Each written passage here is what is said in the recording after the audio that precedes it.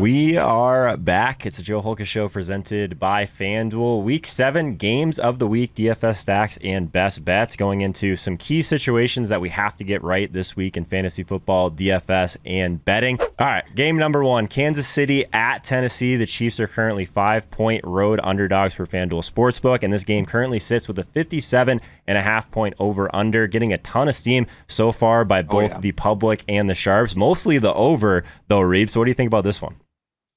Yeah, this is going to be the most popular game of the day by far. It's by far the highest total, and it's the highest total by, I think, a full touchdown, right? By more than a full touchdown.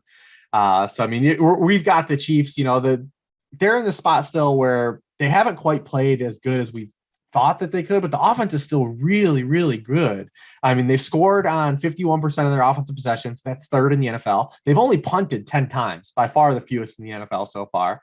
And they're running the most plays per drive at 7.2. So they're still a hyper efficient offense. The only thing that is preventing them from kind of being this elite juggernaut is just these kind of goofy turnovers that they keep having every week. They lead the NFL now in turnovers. They do lead the NFL in fumbles, and we know fumble luck is something that can regress. But really, Patrick Mahomes got to stop throwing these goofy passes, man, dropping the ball on the ground and throwing the ball up to defenders for no reason. You got to concede a down once in a while, Patrick. Like, you just got to give it up. You get another down, and you're good enough to probably make the next down really count a lot more than another quarterback. So the Chiefs are still elite. I mean, there's a reason that we still keep going back to them, and these game totals are still where they are. Mahomes is coming off of almost 400 passing yards, and he's facing a Tennessee defense that's already started 4 top 10 scoring quarterbacks and 17 or more fantasy points to every quarterback but one, and that was the Wentz double ankles game. And they're allowing a 5.6 touchdown rate to opposing quarterbacks. So we know we love the passers. Who do we say, who do we stack Mahomes with? You can play him with both guys if you can fit it in. Now, there's no way you're going to be able to fit them both in, and especially if you want to run it back with the big dog at 11K over on FanDuel. But it does seem to be more of a Tyreek signal than a Kelsey signal, although Kelsey is completely fine to play. Because Tennessee is 30th in the NFL in points allowed per pass attempt over 15 yards downfield. They lose another cornerback in Caleb Farley, which whatever. This defense can't really stop anybody. We're going to get Tyreek off of the Q tag again. He didn't practice again today. It's Thursday. Does that make you nervous at all that he hasn't gotten a full practice in? Yeah, a little bit. I mean, it does make it a little nervous. We want to be pristine, right? We want the sports car to be, because Tyreek's a sports car. That's you're paying for it too, as well. You're paying the price tag for a sports car as well. Yeah, he is a sports car. We want that thing running in optimal conditions always. But we even seen last week, he plays just 57% of the snaps last week. He still leads the team with 12 targets. He now has double-digit targets in each of his past 3 games. He comes back and scores the touchdown. So it's really hard to say, like, all right, well, we're going to ignore him still too. Like, we're going to fade him. It's hard because the matchup lines up. He's probably still going to play. And we saw it last week. He still got there. So, it is what it is. We're gonna have to swallow it. We would like the sports car to be pristine, but to take it out of the garage, we're still gonna go around the block a couple times. We might take it on the highway, but we'll take it around the block a couple times. Yeah. And then on the other side here, the big dog's 11K. Mm-hmm. I mean, FanDuel's not playing around, and there's a reason he should be 11K. He should be maybe a little bit more. I've started to comp him to when Russell Westbrook was just kind of hitting every week in NBA. Well, part of these like how they get to these prices, Reeves, is like ownership as well, right? So like if these gets piled on, like they feel like they have to price him up to a point to where he's at least not going to be like 35-40% owned in some of these smaller field tournaments. So like 11K, it's almost like they have to test it at some point and get really aggressive with these guys that are chalk every week. Like we see it with other guys also, but man, that is a tough one to eat. It's really hard to play like this game, right? To game stack this because everything is so expensive.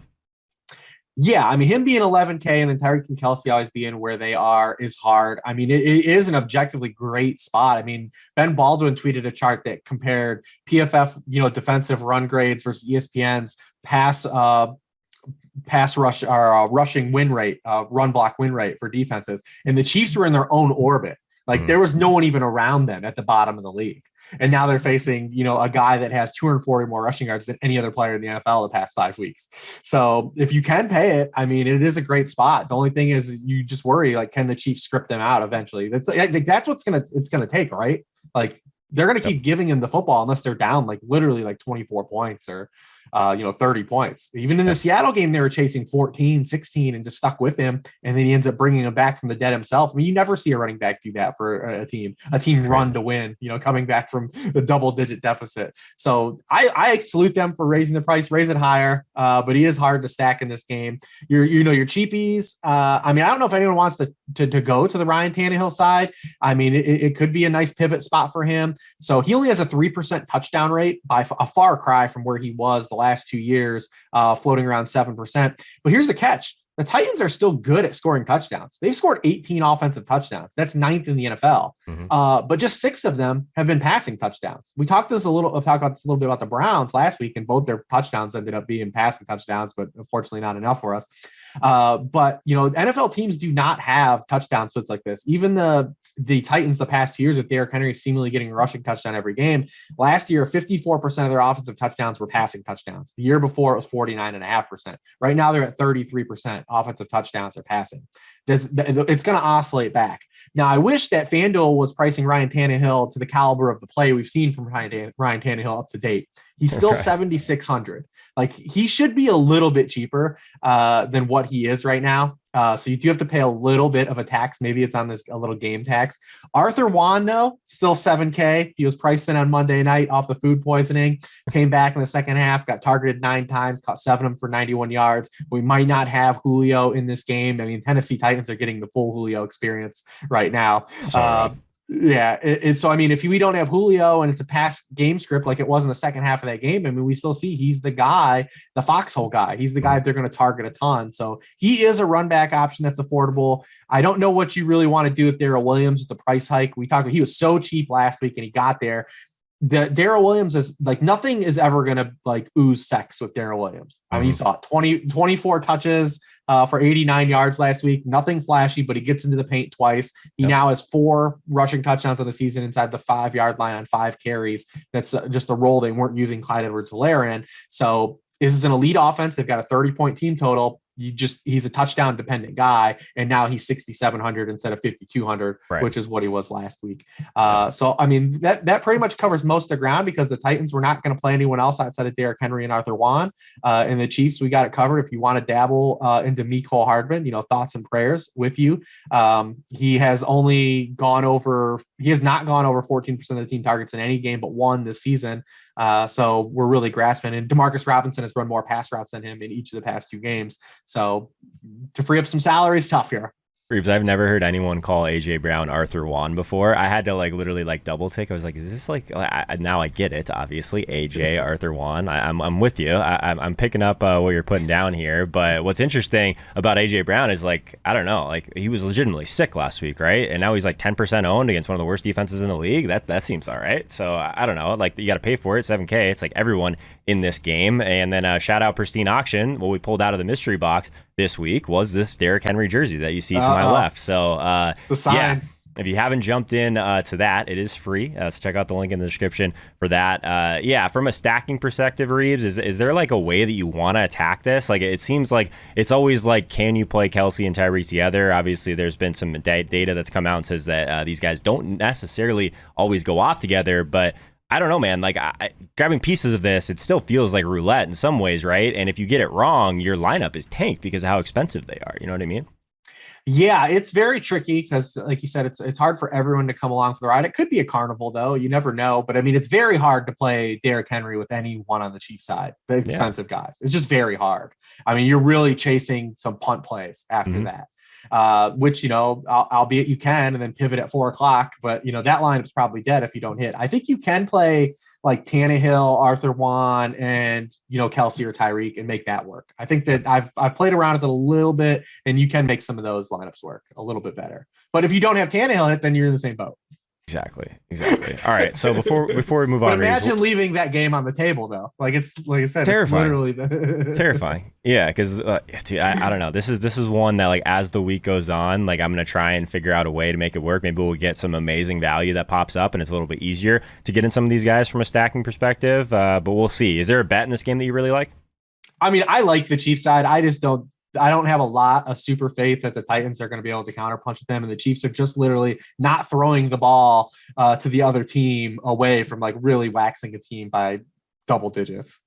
I'm with you. All right, let's move on to game number 2, Atlanta at Miami. This is one that we talked about extensively with Matt Harmon, so definitely check out the wide receiver video if you guys haven't checked out that one already. But there's a lot of good stuff here, Reeves. 47.5 point over under, so it's not crazy or anything like that. But the Falcons minus 2.5 point road favorites, so at least we have a tight spread here. The interesting sharp activity early, at least, is that 77% of the money is on the under. But that kind of thing this early in the week doesn't really scare me too much. And from a fantasy perspective, man, the price tags on some of these guys are pretty interesting. I guess interesting is an easier word to put it, because what do we do with a guy like Cordarrelle Patterson when he's more expensive than Calvin Ridley? So I guess, how are you attacking this game? We'll start there.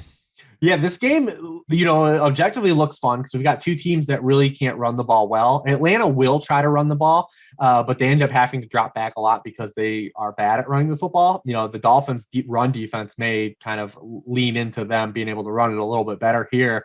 But Matt Ryan is the lowest rate of pass attempts on first down this season. Just 30% of his pass attempts come on first down. It's the lowest rate in the league, but he's still 5th in the league in dropbacks per game at 43 per game because, like I said, they just haven't been good at running the football. And we last saw them in London heading into the bye. Cordarrelle Patterson actually had more rushing attempts than Mike Davis in that game for the first time this year. So it's be really interesting to see how they come out of the bye with those two players and how they're treating them. FanDuel also, we talked about them not playing around Derrick Henry. They are not playing around Cordarrelle Patterson. No. $8K for Cordarrelle Patterson. You can play him a wide receiver though. So like that, there's worse things, right? Play a wide receiver that's going to touch the ball on the ground 7 to 10 times. That's not so bad. That is true. Yeah. And I mean, he is the same price as Daryl Henderson at running back. And then at wide receiver, like you said, I mean, he is more expensive than a host of guys. Calvary's $5K cheaper than Tyreek Hill, who we just talked about. So, I mean, he played a season high 59% of the snaps coming out of London. Also, Calvin Ridley was not in that game. He played a little more wide receiver in that game too, split out. So I don't really know how they're going to handle him coming out of the bye. I mean, Mike Davis is super cheap. We've seen him kind of concede some touches, but we kind of talked about Miami so far. They are allowing 159 total yards from scrimmage to opposing running backs. They're 23rd in points allowed per touch to the position. So, I mean, in a week 7, that's a weird week 7. We got a lot of good teams on buying, some injuries. Maybe this is a Michael Leone, Mike Davis week. He gets to ride that into the sunset. Please, if we have a Mike Davis tilt space team, I'm gonna absolutely lose my mind. But you never know, man. You think so? You're calling that right now? I'm literally clipping this. If that's true, I'm gonna we're gonna lock our teams, and after Mike Davis gets 12 touches for 35 yards and a touchdown, I'm gonna tweet this at Leone. So you're welcome. Yeah, and then we still have Calvin Ridley coming out of the bye, and it's interesting to see. I think he'll end up being popular because he's kind of cheap, and people are kind of still chasing this Calvin Ridley bounce back spot. I mean, he is, in terms of expected points per game, the wide receiver 2 in expected points per game. It just hasn't gotten there. He has a 27% team target share in the games he's played on a team that we said is dropping back to throw 43 times per game.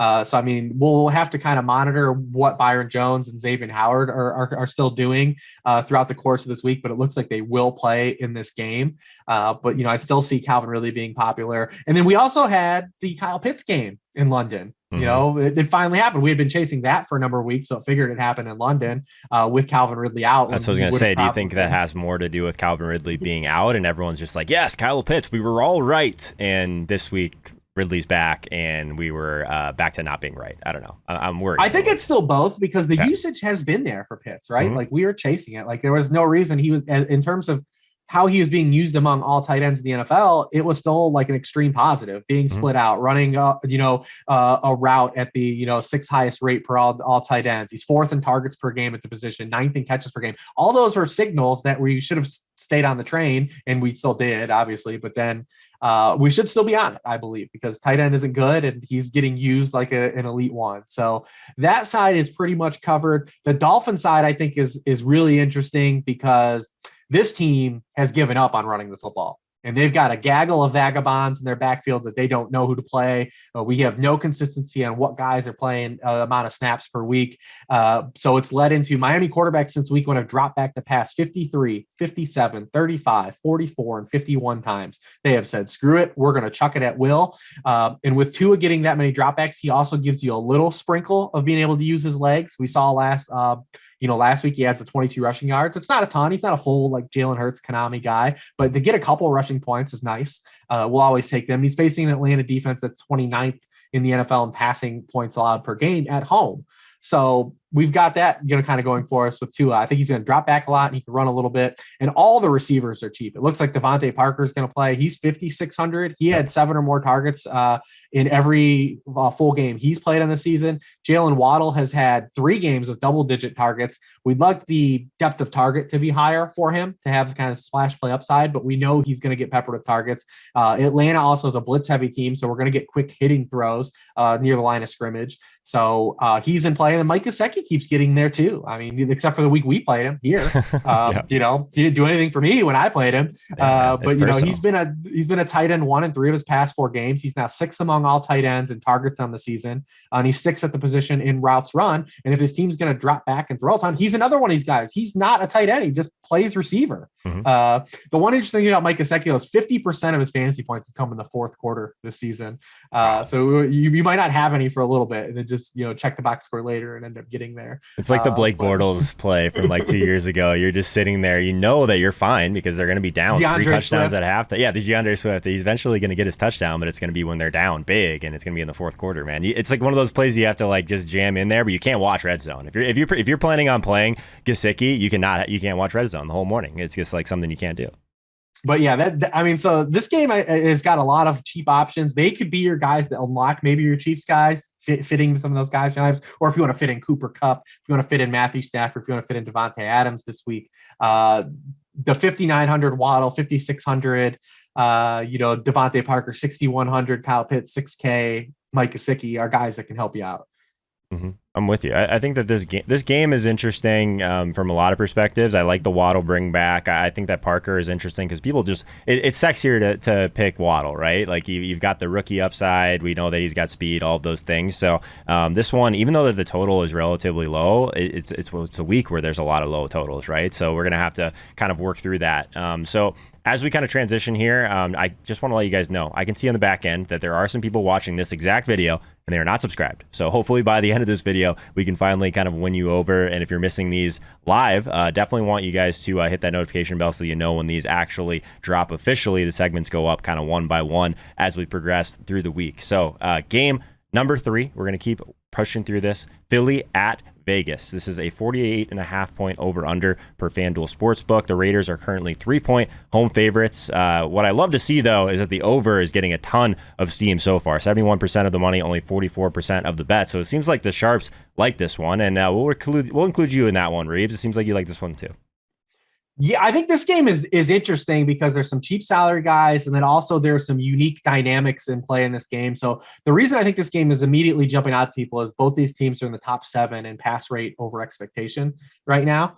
But there are some interesting elements here too. I believe that it could end up disappointing on a level here. So the first one is both these teams blitz at the lowest rate in the NFL. They're the 2 bottom teams in blitz rate in the NFL. And you would say typically, all right, well, that's great for a guy like Jalen Hurts, right? Like you don't want a young quarterback to have to deal with the pass rush. It'll help him out. But Jalen Hurts is actually way better against the blitz than not, because he's terrible when he has to throw into zones and has to actually make reads. He's averaged 8.9 yards per pass attempt and has 5 of his passing touchdowns against the blitz this season, as opposed to 6.3 yards per pass attempt and 3 touchdowns. And all 4 of his interceptions have come when teams do not blitz.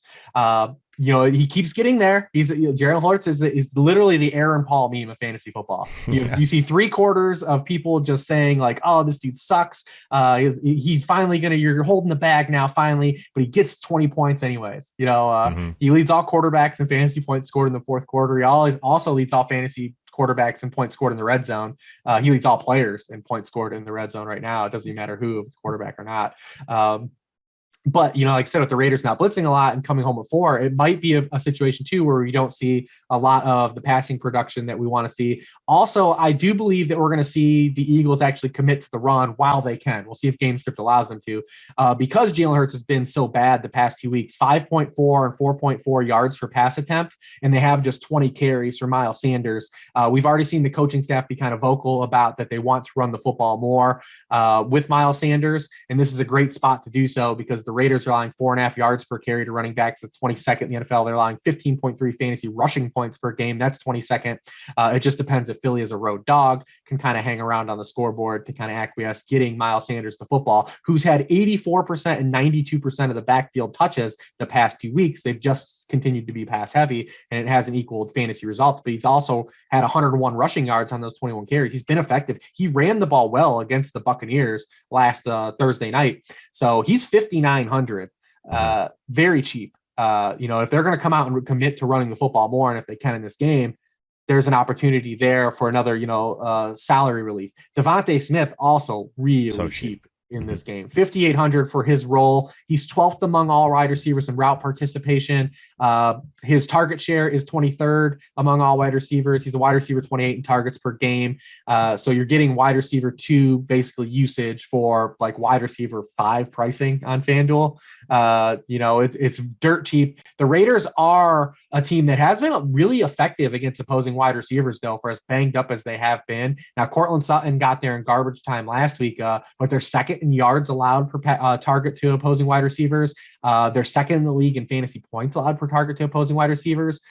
Last week was the first time they allowed anybody in the top 30 scoring wide receivers on the season so far, for as banged up as they've been. And then also we have another cheapie on the Eagles side too, is Dallas Goddard, freed from Zach Ertz now, 5,900. I think he'll be very popular this week. He was already, last year averaged over 50 yards receiving per game with Zach Ertz out. He's currently averaging a career high 14.4 yards per catch. So if we get him some more volume, he's offered some upside. So he'll be popular too as well. Now, the other side of this game is interesting as well, because we've got Derek Carr, who is like a mad bomber right now. He leads all the NFL in completions of 20 or more yards at 32. He's 6th in the NFL and averaged up to target 9.8 yards. But the catch here is that the Eagles are actually second in the NFL in pass plays of 20 yards or more allowed, just 11. They are another team. They don't play a similar style to the Chargers in terms of scheme, but they play a ton of zone under Jonathan Gannon. They play not to give up any of the deep balls, and they force teams to throw underneath. Opponents have had just a 6.6 average depth of target against the Philadelphia Eagles. It's the lowest, second lowest rate in the NFL. And we were in the same spot last Thursday night. Tom Brady comes in to face the Eagles. He is 3rd in the NFL in depth of target on the season. And at that time, he was leading the NFL in pass completions of over 20 yards. What happens against the Eagles? He has an ADOT of just 5.6 yards. It's ahead of just Geno Smith last week. Wow.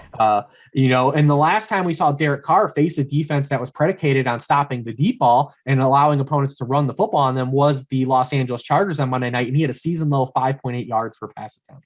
So the strength of Derek Carr in the Raiders passing game so far this season has been to attack these, man coverage teams and these down teams that are allowing, the deep ball. But the Eagles are a team that aren't letting you do that. They want you to run the football. The catch here, though, too, as a catch 22 for the Raiders is they can't run the football on anybody. They are absolutely awful at running the football. We know that they got rid of their entire offensive line basically this offseason. Josh Jacobs now has carried 54 times for 175 yards. It's 3.2 a clip. He hasn't run for more than 3.4 yards per carry in any game this season. So we typically would want to kind of target, hey, let's start running the football on the Eagles because they've been bad against the run. But man, the Raiders have not been able to run. They couldn't even run the ball on the Chargers. Yeah, literally everybody's running on the Chargers. Mm-hmm. They couldn't even run the ball against them effectively. So it's really kind of a tough spot, I think, for the Raiders in their passing game. We can kind of say, all right, well, maybe we'll chase the flop lag on Darren Waller still. It may be not a great spot for that if they're targeting guys underneath. You say, all right, well, the low ADOT's going to be it's a Waller game, right? I mean, the Eagles have faced the 3rd most targets per game to opposing tight ends because of the way they play defense, the structure of their defense, this Jonathan Gannon cover 2 zone scheme. But they rank 6th in yards per target to tight ends. They face Kyle Pitts. They had 4 catches and 31 yards allowed to him. They faced George Kittle, 4 catches for 17 yards allowed to him. They faced Travis Kelce, 4 catches for 23 yards allowed to him. And then Dalton Schultz did get them, though, for 6 for 80 and 2 touchdowns to keep the lights on here. Pretty interesting matchup. I think this game has a lot of interesting dynamics outside of the steam it's getting early on of just these are 2 pass-heavy teams. I believe, 1, the Eagles are going to come out and try to reduce their pass volume this game. And then I believe, 2, it's a poor passing matchup for what the Raiders do well compared to what the Eagles do well defensively in terms of defending the pass. So pretty interesting matchup from a schematic stance. Yeah, just wanted to say quickly, we talked about Miles Sanders a little bit, just that price tag. So just looking at Run the Sims, if we're just looking at, if we were to simulate this entire slate 10,000 times, who would be the guys that show up on the optimal lineup on FanDuel the most often? Miles Sanders is the 5th highest rate in that. 18% of the optimal lineups do have Miles Sanders in there at 5,900. So you don't see a lot of Raiders on this one, though, Reeves. So this is an interesting game. But the reason I brought it up is because I want to touch at least quickly on, let's say, one player from these really high total teams that I guess are in a lopsided game scenario. So we have Devonta Adams, the number 1 optimal rate player this week, the 5th highest team total for Green Bay. We have the Rams that have the highest team total on the slate, and then we have the Arizona Cardinals that have the 2nd highest team total on the slate. Yeah. So are these teams individually, even if we don't have a bring back, some stacks that you're interested in? Yeah, and these you're talking about at the 4:00 game slate. You've got the Cardinals, the Buccaneers, and the Rams as mega favorites, and all with implied team totals of 30 points or higher. I mean, you don't necessarily have to always bring it back. I mean, you can stack any of those players in those offenses and drop hammers at people on 4:00. I mean, it doesn't have to always be the greatest of saying, "Oh, I need a Texan to bring back, or a Bear, or a Lion." Those I would still be very interested in those teams, and including Green Bay at 1:00. But yeah, I'd be in on all those teams. All right, so let's go ahead and start building your lineup, Reeves, because we have a little bit less time than normal. So obviously this it's all right. You're usually fast at firing these in, so we'll figure it out. I got the info. Listen, I put info into this segment here still.